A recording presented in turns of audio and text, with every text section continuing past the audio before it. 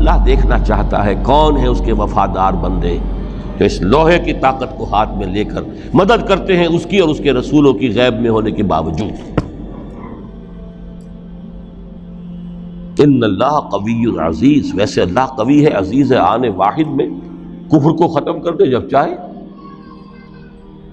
آنے واحد میں ظالموں کا ظلم جو ہے وہ ختم کر کے رکھ دے، وہ سب کچھ کر سکتا ہے۔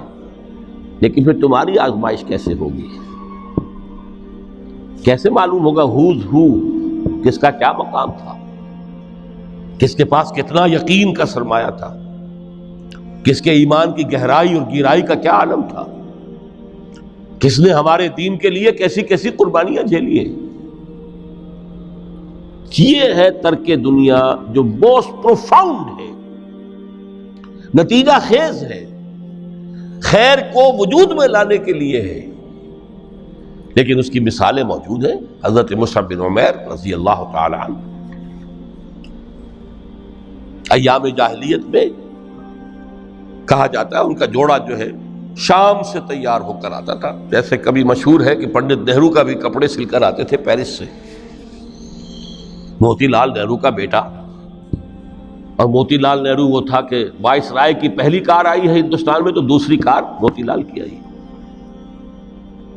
اس کا بیٹا، اس کے کپڑے پیرس سے سل کر آتے تھے۔ مصعب بن عمیر کے کپڑے شام سے تیار ہو کر آتے تھے، اور وہ ہمیشہ عطر میں بسے ہوئے ہوتے تھے۔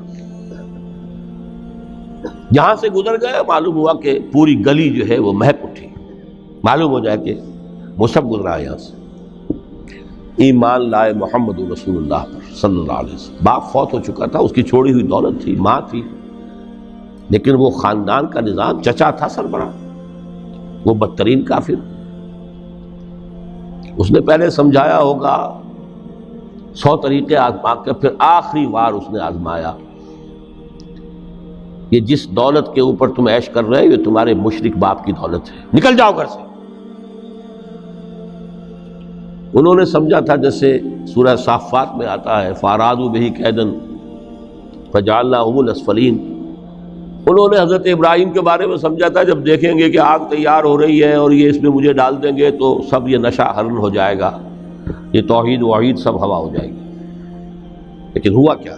بے خطر کود پڑا آتش نمرود میں عشق، عقل ہے محو تماشائے لب بامل۔ اس نے تو یہ دھمکی دی تھی کہ دن میں تارے نظر آ جائیں گے مصعب کو، ناز و نام میں پلا ہوا انسان، اسے کہہ دیا جا نکل جاؤ گھر سے، اٹھ کر چلنے لگے، اس کا تیش جو ہے اور اچھا یہ کپڑے بھی اسی مشرک باپ کے ہیں، اتارو ان سب کو۔ مادر ذات برہنہ ہو کر گھر سے نکلے، مادر ذات۔ پھر وہی ہے کہ جن کے نام قرائے فال بنا میں من دیوانہ زدند، اے بیعت عقبہ اولیٰ ہوئی ہے، لوگوں نے کہا کہ ہمیں کوئی مقری دیجئے قرآن پڑھانے والا جو ہمیں قرآن پڑھائے۔ حضور نے فرمایا جاؤ مصعب۔ وہ مصعب وہاں جا کر مدینے میں المقری بن گئے، جا المقری، وہ آ رہا پڑھانے والا، اور 1 سال کی محنت دعوت اور تبلیغ اور قرآن کے پڑھانے کے نتیجے میں اگلے سال 75 افراد لا کر حضور کی جھولی میں ڈال دی۔